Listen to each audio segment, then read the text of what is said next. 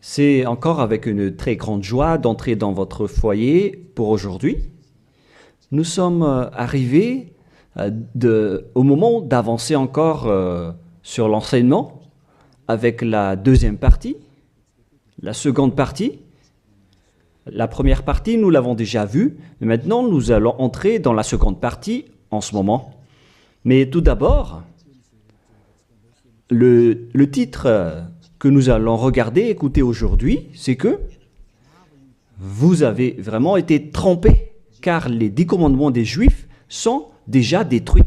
Ce que vous observez, moi je vais vous prouver que vous êtes vraiment trompés. Au début, vous avez eu un faux d'espoir. Maintenant, vous êtes complètement trompés. Vous vous êtes complètement trompés. À vous de réfléchir alors, car tout ça, c'est pour sauver votre esprit. Moi, je ne suis pas venu pour sauver votre chair, qui va déjà redevenir poussière. On n'a pas besoin de sauver cela. Mais ce que Elia, Zadia Elia, l'ambassadeur de Yahushua, et du Père Yahava veut sauver aujourd'hui, c'est votre esprit.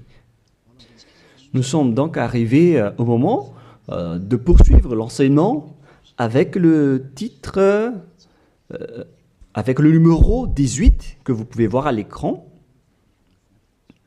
Et donc, nous allons ajuster un peu la cravate, car c'est un peu désajusté selon les techniciens, mais ce n'est pas grave.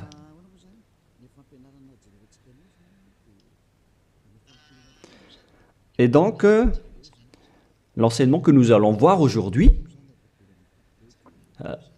tout d'abord, je vais faire un petit résumé dans un tableau de l'enseignement précédent et nous allons poursuivre en fonction de cela la parole. Là, nous voyons que les 10 commandements et les lois de Moshe ont une première règle, c'est-à-dire que c'est réservé uniquement aux enfants d'Israël, ou bien ZI, c'est-à-dire les enfants d'Israël. C'est réservé uniquement pour eux. Et deuxièmement, ils doivent être observés uniquement en territoire d'Israël, dans la terre d'Israël uniquement. Voilà donc les lois que nous avons vues autrefois. Et si vous avez bien suivi, voici donc le verset concerné pour ceci, c'est Exode 19, 3 à 5, ainsi que Psaume 147, 19 et 20.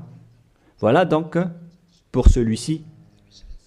Et concernant la terre d'Israël, c'est dans Deutéronome 6.1 et aussi Deutéronome 12.33, 12.32. Et ici, il y a un grand barrage qu'on va mettre en rouge avec une grande écriture qui est claire, qui dit que on ne doit pas rajouter ni retrancher celle-ci, dans Deutéronome 4.2. Voici donc le barrage, c'est-à-dire qu'on ne peut pas toucher. Avec Deutéronome 12.32 pour la version française. Donc, ce sont les anglophones et les francophones qui l'adaptent avec le verset concerné. Mais donc, en général, si on résume, on peut dire que c'est interdit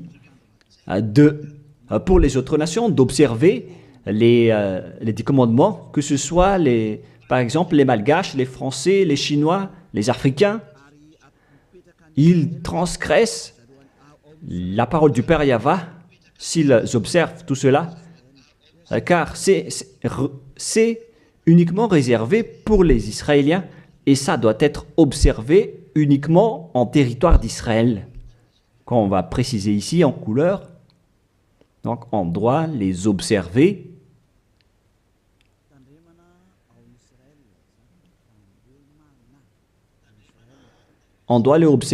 uniquement en Israël. Et, et donc, c'est uniquement en Israël qu'on doit les observer. Et c'est également les enfants d'Israël uniquement qui doivent les suivre, les respecter, ces 10 commandements. Donc, les 10 commandements sont uniquement réservés aux enfants d'Israël et doivent être observés uniquement en Israël, c'est-à-dire à l'intérieur du territoire d'Israël. Et les 10 commandements sont uniquement réservés aux Israéliens. Voilà donc les versets qui donnent la conclusion de l'enseignement précédent, c'est-à-dire que les autres nations qui observent tout cela deviennent automatiquement des pécheurs. C'est quoi alors le danger suivant pour tous ceux qui observent ces lois? Voilà le prochain danger. Lorsqu'on a donné les 10 commandements et les lois de Moshe ont été attribués aux enfants d'Israël, ils les ont transformés en folie car ils savent que il y a l'expiation du péché dedans, qu'on va voir tout à l'heure dans un autre livre de Deutéronome. Parce qu'il y a donc l'expiation du péché une fois chaque année à travers cela, et ils les ont profité. Alors, ils en profitent de ce moment pour faire du mal, et après, ils se rapprochent de ce moment pour l'expiation une fois chaque année. C'est-à-dire que les enfants d'Israël ont fait du mal et ils attendent l'expiation qui se passe une fois chaque année pour faire le sacerdoce avec les sacrifices de béliers, de boucs et de taureaux pour l'expiation de leurs péchés. Et le Père Yahva les pardonne vraiment, hein. Il les libère vraiment une fois chaque année. Et c'est ça qu'ils ont profité pour faire du mal. Et après, ils courent pour offrir les sacrifices pour être ôtés de leurs péchés. Ils ont vraiment profité de la situation. Ce ne sont que des profiteurs.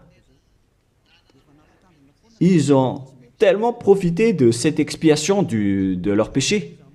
Le Père Yahva les ont déjà avertis à chaque fois que ça ne me convient pas ce que vous faites, hein. Vous allez avoir le pire si vous transgressez ma parole. Ce n'est pas que je vais toujours vous pardonner vos péchés. Si vous me trahissez, alors ça va être un danger pour vous.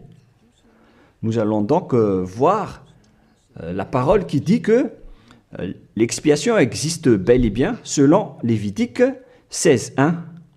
Donc, à partir du chapitre 16, nous allons lire ensemble. À partir du verset 3. Lévitique 16.3. Voici de quelle manière Aaron entrera dans le sanctuaire. Il prendra un jeune taureau pour le sacrifice d'expiation et un bélier pour l'holocauste. Voilà donc ce que je vous ai dit à propos du sacerdoce.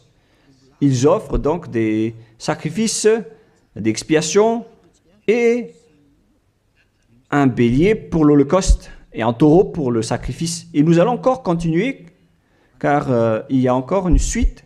Voilà donc le bélier, verset 5. Lévitique 16.5. Il recevra de l'assemblée des enfants d'Israël 2 boucs pour le sacrifice d'expiation et un bélier pour l'holocauste. Donc le sujet du bélier revient encore en tant qu'holocauste. Aaron offrira son taureau expiatoire et il fera l'expiation pour lui et pour sa maison. Il prendra les 2 boucs et il les placera devant Yahva à l'entrée de la tente d'assignation. Voilà donc les sujets d'expiation des péchés des enfants d'Israël que font les grands sacrificateurs. Aaron jettera le sort sur les 2 boucs, un sort pour Yahva et un sort pour Azazel. Et il y a encore une grande suite de protocoles que nous n'allons pas lire. Mais nous allons sauter vers la fin en voyant que il y a l'expiation des péchés. Voilà. Donc nous allons lire le verset 29 jusqu'à la dernière partie. C'est ici pour vous une loi perpétuelle. Au 7e mois, le 10e jour du mois, vous humilierez vos âmes. Voilà, voilà ce qui est dit ici. En même temps, on ajuste ce qu'on peut faire, ce qu'on peut ajuster. Donc, vous humilierez vos âmes. Vous ne ferez aucun ouvrage, ni indigène, ni l'étranger, qui séjourne au milieu de vous, car en ce jour, on fera l'expiation pour vous, afin de vous purifier. Vous serez purifiés de tous vos péchés devant Yahva. Voilà donc l'expiation qui se fait une fois chaque année. L'expiation sera faite, car ce sera pour vous un sabbat, un jour de repos, et l'expiation sera faite par les sacrificateurs qui a reçu l'onction, etc. Et après, verset 34, ce sera pour vous une loi perpétuelle. Il se fera une fois chaque année l'expiation pour les enfants d'Israël à cause de leurs péchés. Ici donc, la parole précise bien qu'il existe l'expiation des péchés une fois chaque année. Si vous suivez bien donc l'enseignement. Donc, l'expiation du péché pour les enfants d'Israël existe bel et bien, et ça se fait une fois chaque année, selon donc ce que cette parole dit. Et ça se fait une fois chaque année. Et c'est ça, c'est cela que les Israéliens ont profité. Ils ont profité de l'expiation du péché pour faire du mal.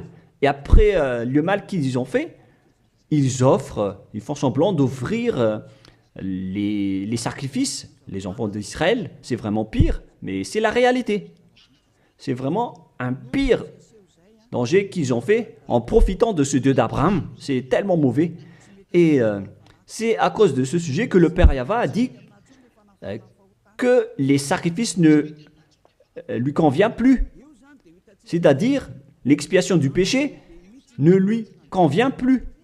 Ici, donc, on voit que c'est un pire danger d'observer les 10 commandements et les lois de Moshe jusqu'au paiement des dîmes. C'est devenu dangereux car tout ça font partie des lois de Moshe selon Malachie 3, 22. Car nous venons de voir que c'est là-dedans qu'il y a l'expiation du péché. Donc si ce n'est plus convenable, donc c'est devenu interdit. Nous allons voir d'abord Malachie 30:10, où il y a la dîme, où c'est la tromperie qu'utilisent les religieux pour tromper les gens. Malachie 3:10, apportez à la maison du trésor toute dîme, afin qu'il y ait de la nourriture dans ma maison. Mettez-moi de la sorte à l'épreuve, dit Yahva des armées, et vous verrez si je n'ouvre pour vous vos écluses des cieux, si je ne réponds pas sur vous la bénédiction en abondance. Pour les gens qui sont aveuglés par la bénédiction, donc on leur fait peur avec le paiement de la dîme, en disant que si vous ne payez pas la dîme, ça va être dangereux pour vous. Et nous allons prouver que ça fait partie des lois de Moshe. C'est dans quel verset? Verset 4, chapitre 4, donc verset 4, Malachie 4, verset 4. Ah, on dirait que ça n'a pas changé, ça n'a pas bougé. Pourquoi?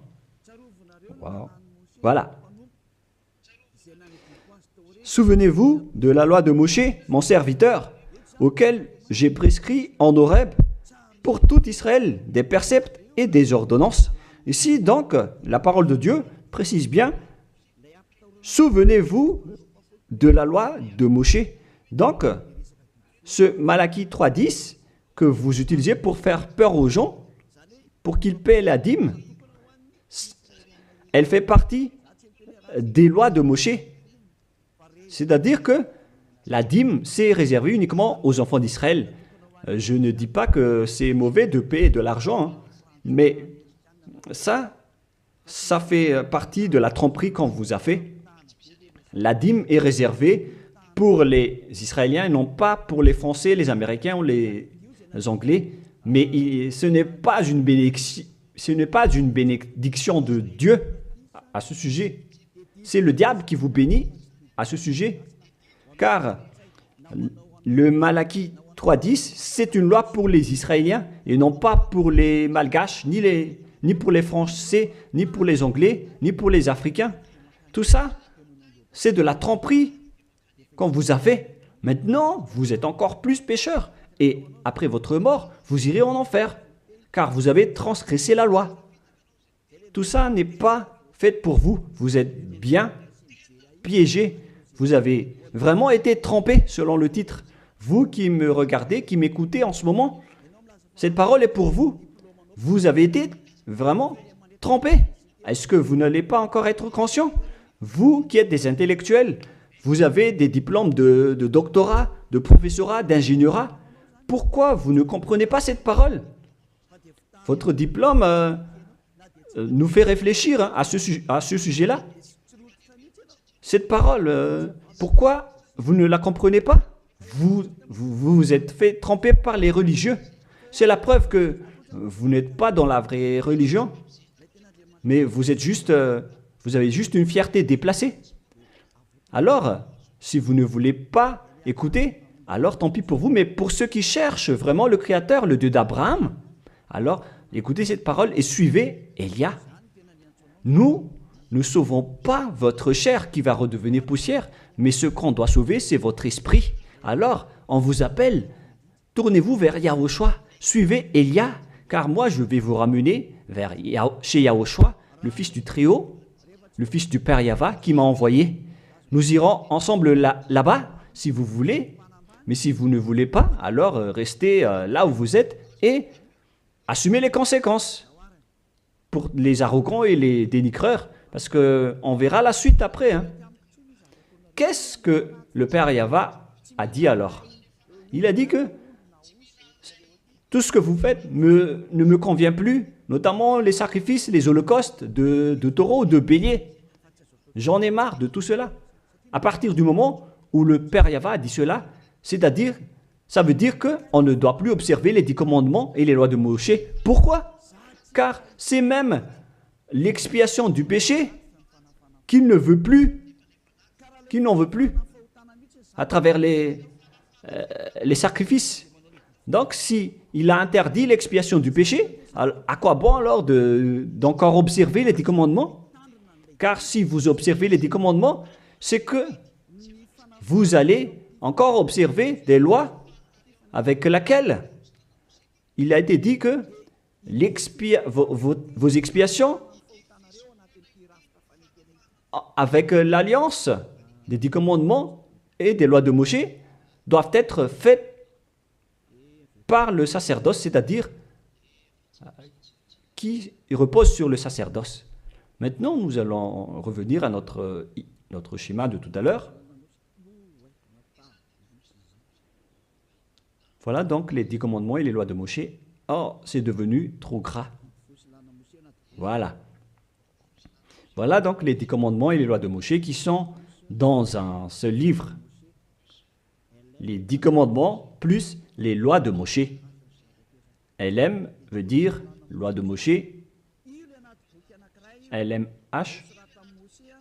Voilà les 10 commandements et les lois de Moshe qui se trouvent dans un seul livre qui a été écrit par Moshe selon Exode. Exode. Oh. Attendez un peu. Selon Exode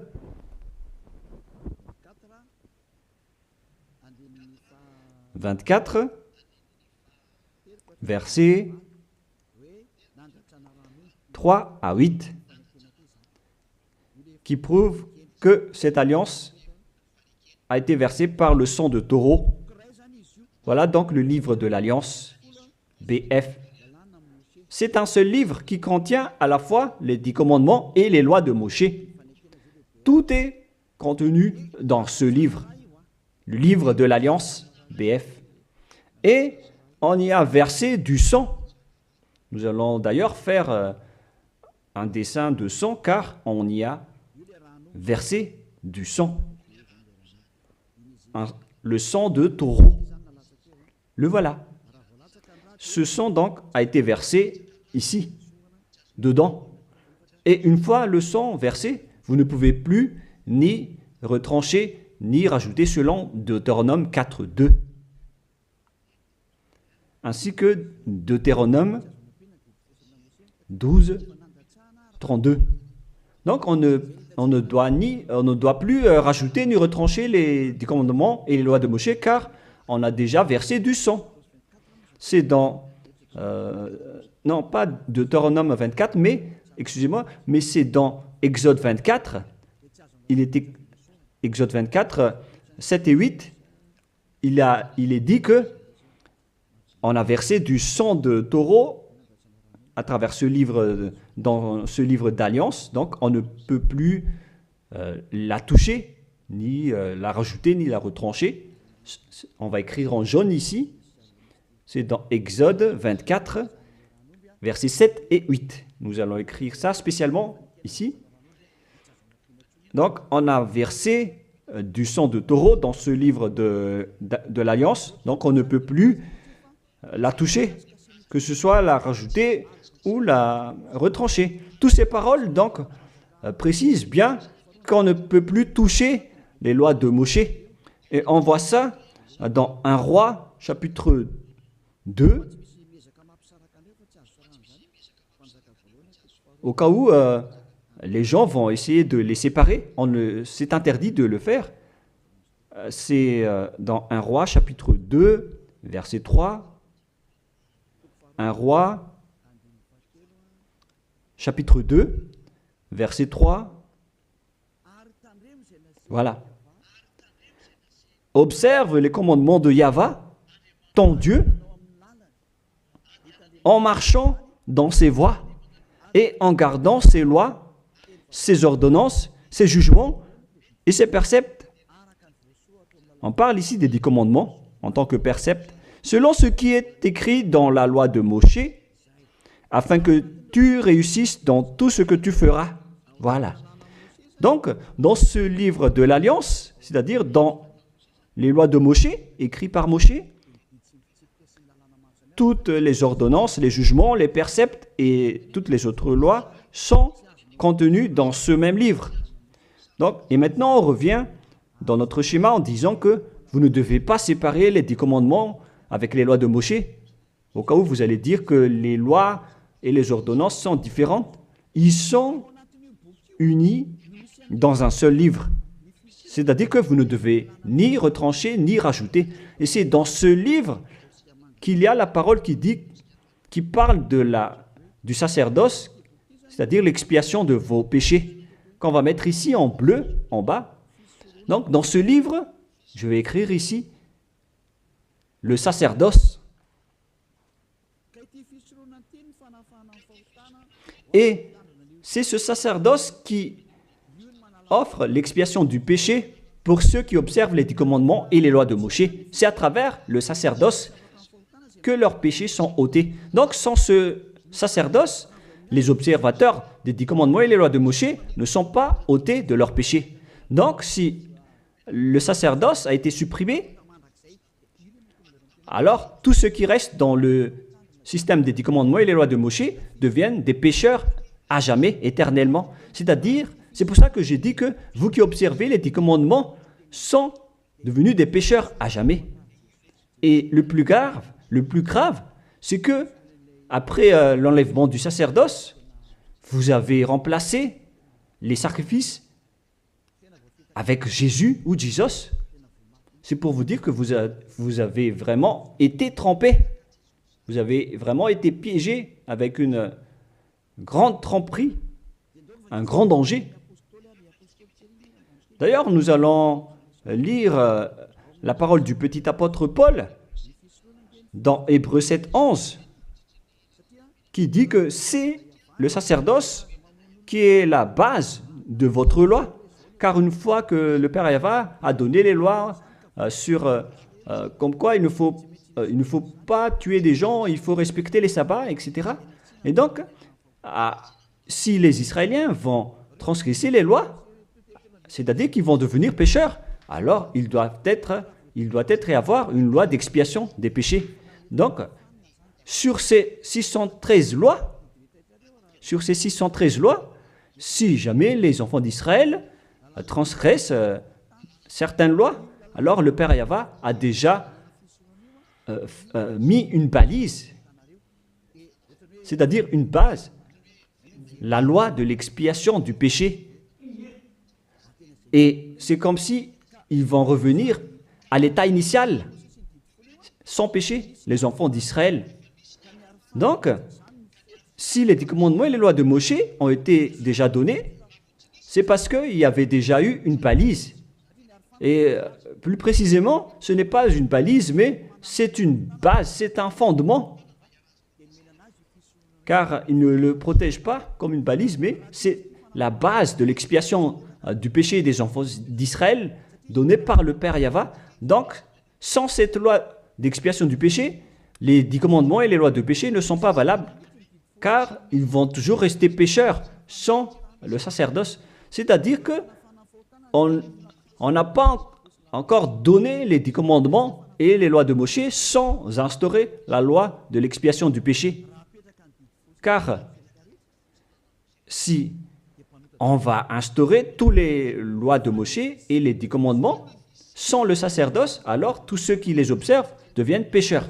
Mais puisqu'on a instauré le sacerdoce d'abord, alors c'est valable pour les enfants d'Israël après d'observer les lois de Moshe et les 10 commandements. Mais après, vous avez déjà assez compris que c'est le Père Yahva lui-même qui a supprimé le sacerdoce, l'expiation du péché.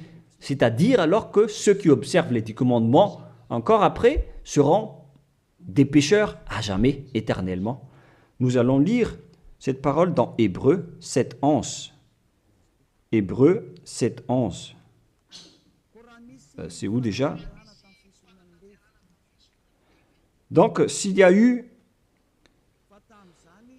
de la perfection sur la sacerdoce lévitique, car c'est à travers cela que les gens ont obtenu les lois. Nous allons lire avec une version française que cette loi est une base. On parle de la perfection du sacerdoce lévitique. Nous allons lire dans Hébreux 7, 11. Hébreux 7, 11. Nous allons lire au nom de Yahushua. Veuillez patienter un peu le temps que ça s'affiche. Il y a un retard de connexion. Ah, voilà. Si donc la perfection avait été possible par le sacerdoce lévitique, car c'est sur ce sacerdoce que repose la loi donnée au peuple. C'est-à-dire, c'est à travers ce sacerdoce, c'est-à-dire les sacrifices, c'est sur ce sacerdoce alors que repose la loi donnée aux Israéliens. C'est donc une base, ce sacerdoce. La parole précise donc que toutes les lois données aux Israéliens se reposent sur le sacerdoce, c'est-à-dire que c'est la base. Dans l'Alliance biblique universelle, on dit que c'est le sacerdoce qui est la base de toutes les lois d'Israël. Là, on vient de lire avec la Bible catholique, en démontrant que la base des 10 commandements et les lois de Moshe, c'est le sacerdoce lévitique. On revient alors maintenant avec notre schéma. Donc, si on a enlevé alors ce sacerdoce, est-ce que les 10 commandements et les lois de Moshe peuvent être encore valides et valables? Si c'est le cas, alors c'est de la folie, car en même temps, cette base est à la fois aussi l'expiation du péché, comme avec la maison. Si le fondement s'écroule, alors la maison tout entière s'écroule également. Donc, si le sacerdoce a été supprimé, alors tous les enfants d'Israël qui observent encore les 10 commandements et les lois de Moshe vont devenir des pécheurs éternellement. Et les pécheurs n'iront jamais au ciel des cieux. Vous voyez maintenant que c'est vraiment un grand danger d'observer les 10 commandements, car tout ça est déjà détruit. Voilà, maintenant je vais vous donner cette parole qui prouve cela, que tout a déjà été détruit. Dans Ésaïe chapitre 1, Ésaïe chapitre 1,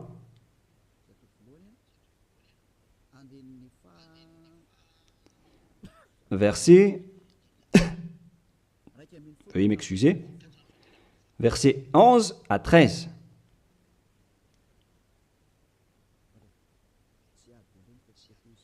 Ah, je suis entré dans Ésaïe chapitre 2, mais c'est dans Ésaïe chapitre 1, verset 11 à 13.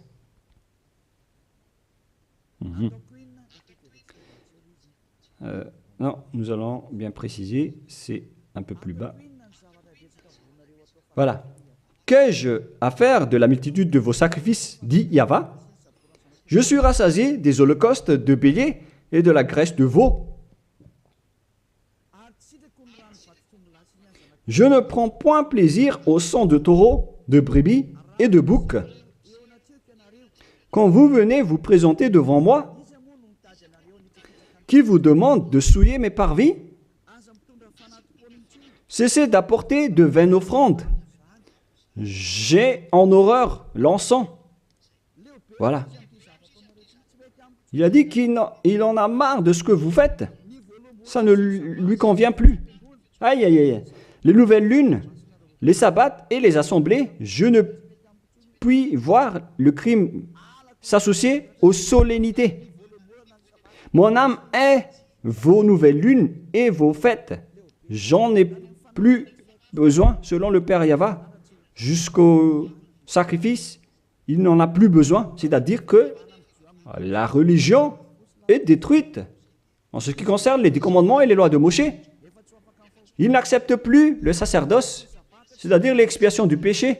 Les nouvelles lunes et les sabbats ne lui conviennent plus.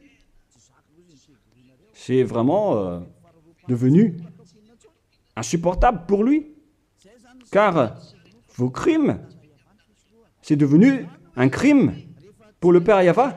C'est la preuve, alors, pour vous, que le Père Yahva ne veut plus le sacerdoce. Alors, tous ceux qui observent encore les 10 commandements et le sacerdoce provoquent la colère de ce Dieu d'Abraham. Car si vous observez les 10 commandements, vous devez pratiquer le sacerdoce, car on ne doit pas les séparer. Si vous observez les 10 commandements et les lois de Moshe, on vous oblige de pratiquer le sacerdoce pour l'expiation de vos péchés, alors que le sacerdoce est devenu interdit, car une fois que vous pratiquez le sacerdoce pour l'expiation du péché, le Père Yahva a déjà dit que je ne les aime plus. Alors que si vous le faites encore, vous transgressez. Si vous ne le faites pas, vous allez transgresser la loi, car il ne faut ni retrancher ni rajouter. Alors vous êtes obligé de le faire. Mais si vous allez le faire, le Père Yahva l'a déjà précisé que ça ne lui convient plus. Je vous ai déjà donné cette parole tout à l'heure. Et si vous ne la pratiquez pas, vous n'êtes pas non plus ôté de vos péchés. Alors qu'est-ce que vous allez faire? C'est toute une histoire. Hein. Le schéma est vraiment dangereux à ce sujet. Et donc, face à tout ce que nous venons de dire. Donc, si vous allez encore pratiquer le sacerdoce, le Père Yahva a déjà dit qu'il déteste cela. Et si vous ne pratiquez pas le sacerdoce, c'est-à-dire alors que vous allez rester pécheur éternellement, vous n'allez pas être ôté de vos péchés. Et si vous ne le faites pas, alors que le Père Yahva dit que si vous le faites encore, vous allez transgresser la loi et vous allez être détesté par le Père Yahva. Et d'ailleurs, tout ça, c'est dans un seul livre qu'on ne doit ni retrancher ni rajouter. Donc, si vous ne le faites pas, vous êtes coupable devant le Père Yahva.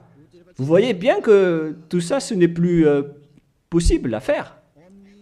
Nous allons encore voir la parole suivante avant Psaume. Donc, nous allons voir dans Jérémie 6.20.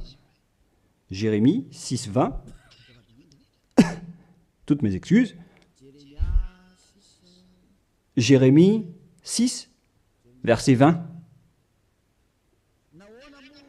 Qu'ai-je besoin de l'encens qui vient de Sheba, du rousseau aromatique d'un pays lointain?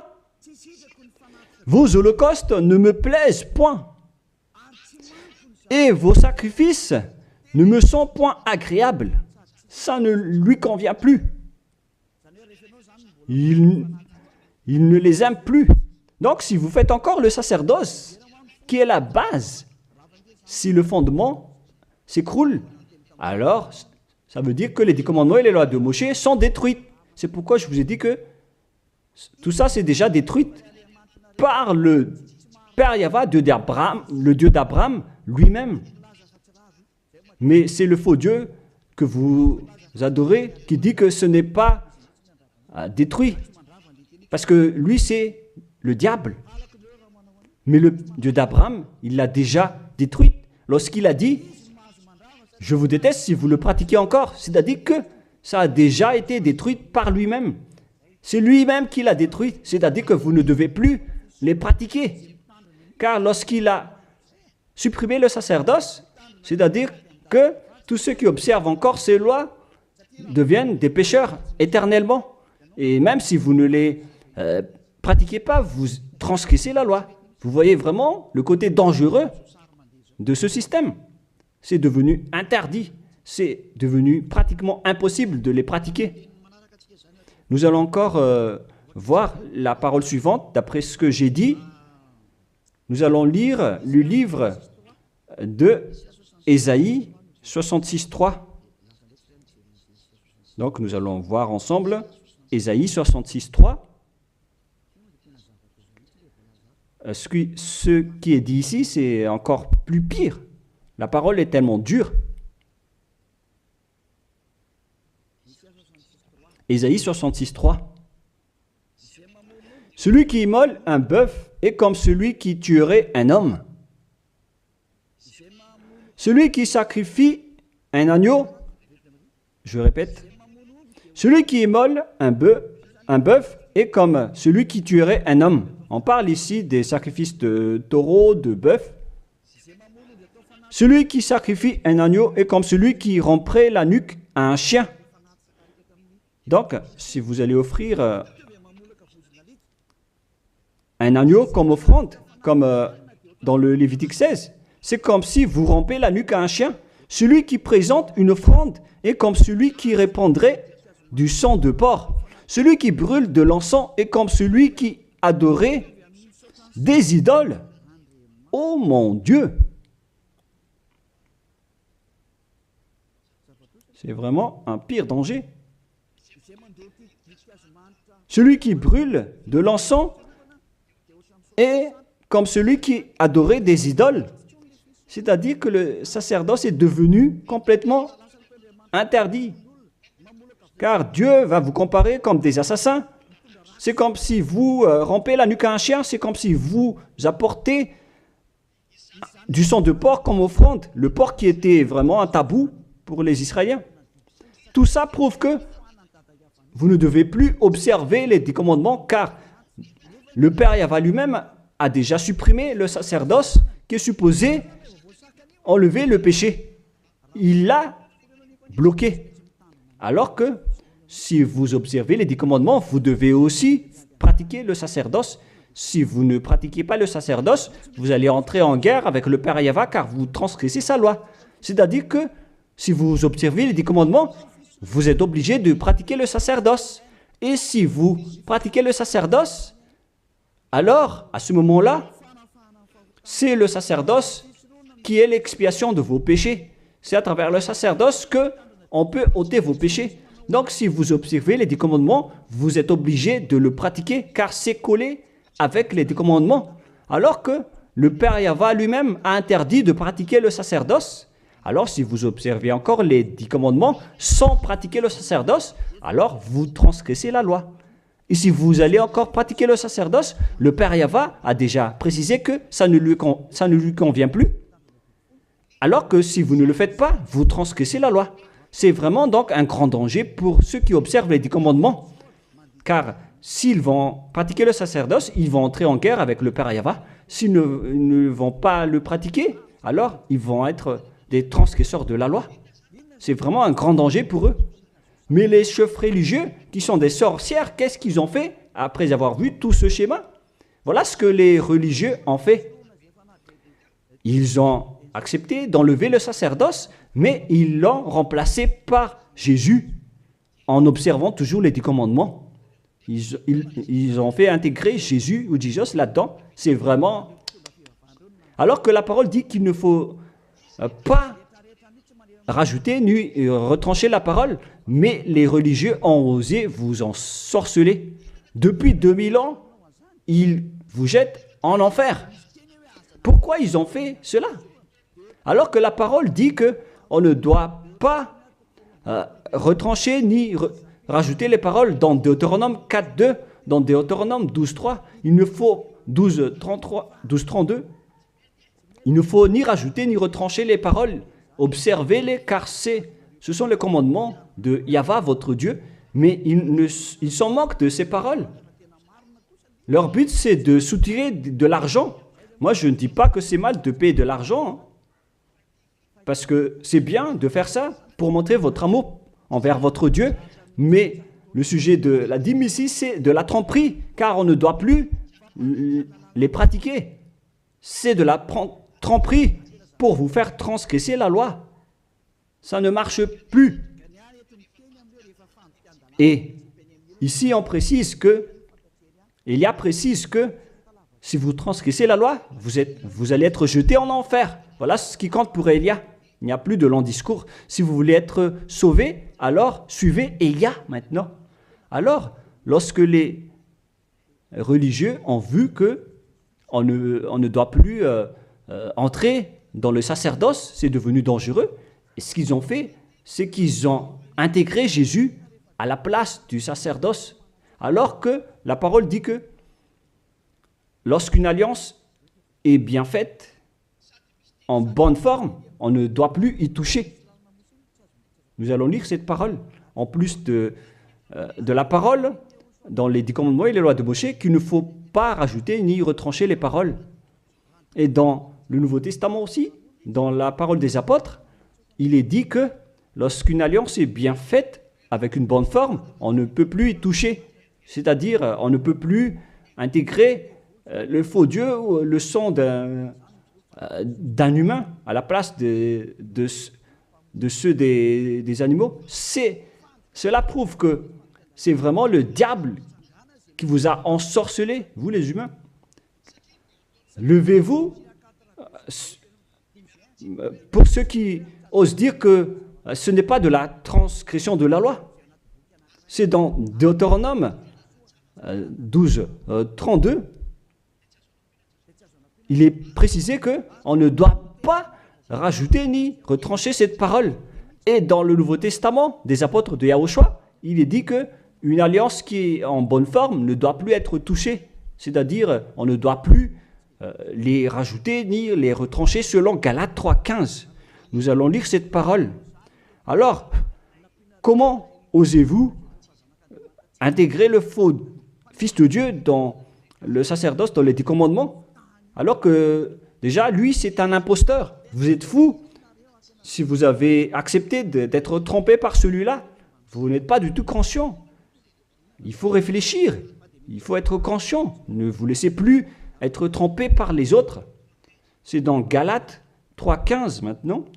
Vous pouvez afficher. Frères, je parle à la manière des hommes. Une disposition en bonne forme, bien que faite par un homme, n'est annulée par personne et personne n'y ajoute. On ne peut pas annuler ou ajouter quelque chose dans une alliance, dans un accord qui est en bonne forme, comme les contrats qu'on fait à la commune. Si vous touchez au terme du contrat, vous devenez un voleur et un traître. Alors pourquoi vous osez toucher à l'alliance de Dieu qui est réservée aux Israéliens? Pourquoi les autres nations osent toucher les choses qui ne vous appartiennent pas? Mais c'est ça la folie que vous avez fait avec le Jésus que vous suivez. Alors que dans le livre de Dieu, à l'époque des Israéliens, on a versé le sang de taureau. Nous allons lire cette parole selon Exode 24. On a vraiment versé du sang de taureau. Et pourquoi osez-vous toucher à cette parole qu'on a versée du sang? Exode 24, versets 6, 7 et 8.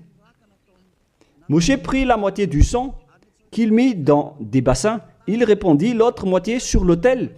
Il prit le livre de l'Alliance et le lut en présence du peuple. Ils dirent, « Nous ferons tout ce que Yahva a dit, et nous obéirons. » Moshe prit le sang et il le répandit sur le peuple en disant, « Voici le sang de l'Alliance que Yahva a faite avec vous, selon toutes ces paroles. » C'est-à-dire que du sang a été versé devant le peuple et a été répandu sur le peuple à ce sujet. Alors pourquoi une chose qui est bien faite, en bonne forme, à ce sujet, comment est-ce possible que vous le touchez en remplaçant les sacrifices avec Jésus ou Jesus? Est-ce que c'est bien ce que vous avez fait? Non, pas du tout. C'est la preuve que ce Jésus, c'est un faux Dieu qui vous a trompé. Il vient du diable satanique. Il vous rend pécheur. C'est dans 1 Jean 3,8. Quiconque pêche vient du diable. Alors que ce dernier, il vous a rendu pécheur. D'ailleurs, il est le chef des pécheurs. C'est pourquoi il a osé transgresser et piétiner la parole du Père Yahva, le Dieu d'Abraham. Qui est Jésus ou Jesus? Alors, selon vous, donnez-moi la réponse. Car la parole du Père Yahva dit que c'est interdit de faire cela, alors que lui, il a osé le faire, le contredire. Qui est alors cette personne, ce Dieu, ce faux Dieu de fausse marque, qui lui a dit d'entrer dans ce système, alors que vous-même, vous l'avez intégré dans ce système. 1 Jean 3, 8, pour terminer. Alors, que chacun de vous réfléchisse, car vous, les humains, vous êtes des créations, et c'est le Créateur qui vous parle maintenant à travers Ziadia Elia. 1 Jean 3, 8.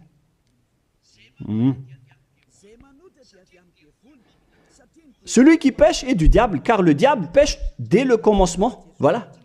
Et Jésus ou Jesus, il a commis un péché ou pas? Il a bien commis un péché, ce sale Jésus ou Jesus, car c'est lui qui a pris la place des animaux, des béliers, des taureaux, des boucs. Donc il est devenu Jésus taureau, Jésus bouc et Jésus bélier. Il a pris leur place. En même temps, il a transgressé la loi, il a fait faire du n'importe quoi aux gens et il contredit le Père Yahva, le Dieu d'Abraham. Vous, ceux qui suivent ce Jésus, vous ne suivez pas du tout le Dieu d'Abraham, vous le contredisez, vous le contrez, c'est ça la vérité. Alors réfléchissez. Alors, c'est normal que vous allez être frappé par le danger. Vous êtes fous si vous allez encore suivre ce Jésus qui vient du diable. Il vient du diable car c'est un impie. C'est l'impie qui va être éliminé par le souffle de la bouche de Yahushua. Dans 2 Thessaloniens, chapitre 2, versets 8 et 9. Et alors paraîtra l'impie que Yahushua, Seigneur, détruira par le souffle de sa bouche et qu'il anéantira par l'éclat de son avènement. L'apparition de cet impie se fera par la puissance de Satan, avec toutes sortes de miracles, de signes et de prodiges mensongers. C'est ce que Jésus et Jesus fait en ce moment. Alors que ce Jésus, qu'il prêche à travers les miracles, il transgresse la parole de Dieu d'Abraham qui a dit que vous ne devez plus pratiquer le sacerdoce. C'est devenu un schéma interdit. Alors pourquoi vous observez encore les 10 commandements? Donc, si vous pratiquez les 10 commandements, vous-même vous avez dit que c'est ce Fils de Dieu, soi-disant, qui a ôté les enfants, les péchés des enfants de ce monde. Et vous l'avez remplacé. Vous avez remplacé la sacerdoce par celui-là, ce Jésus. Et vous n'êtes pas encore conscient que ce Jésus, il a transgressé la loi. C'est ce qui se passe dans toutes vos églises, en disant, observez les 10 commandements, mes enfants, car c'est lui, c'est Jésus qui a ôté vos péchés selon Lévitique 16. Vous n'êtes que des sorciers. C'est vraiment une pire transgression de loi. La preuve, vous qui observez encore les 10 commandements, vous n'êtes pas épargnés. Pourquoi vous observez encore les 10 commandements, les lois de Moïse ainsi que les dîmes? Pourquoi vous chantez bien en disant qu'il faut observer les 10 commandements de Dieu? C'est la preuve que vous avez intégré votre Jesus, votre Jésus, dans les 10 commandements. C'est ce qu'on enseigne dans vos églises. Vous connaissez tout cela. Mais pour vous qui m'écoutez en ce moment, c'est à travers cela que ces religieux vous ont trompé. Ce ne sont que des sorciers, des assassins. Ils méritent le châtiment. Et d'ailleurs, on les a déjà appelés plusieurs fois, mais ils s'en moquent.